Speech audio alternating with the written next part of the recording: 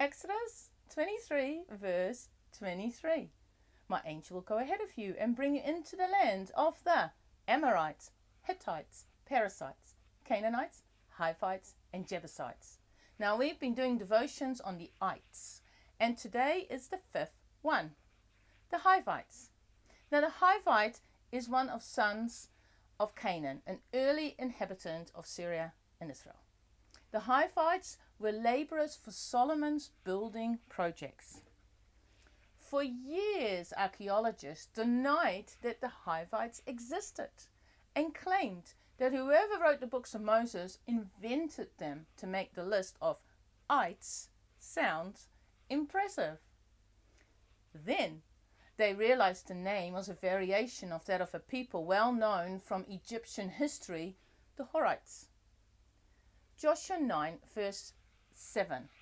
The men of Israel said to the Hivites, "But perhaps you live near us. How then can we make a treaty with you?"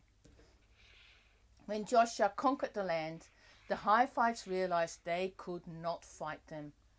So instead, they worked out a plan. A group of Hivites, dressed in old clothes and carrying moldy food, went to Joshua and told him they came from a far, far away land. Actually, they lived close by. They told Joshua that they had heard about his fame and wanted to make a covenant with him. Joshua was flattered and made a covenant. This was okay, since God had only told him not to make a covenant with the people of the land.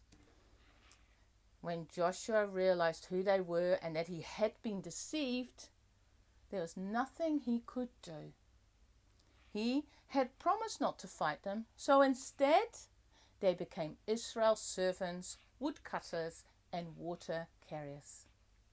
The Hivites were insignificant people with a low self-esteem, under bondage, and looked at others for approval. The Hivites stand for deception, falling for the enemy's tricks. Be careful how you live. Don't be a Hivite.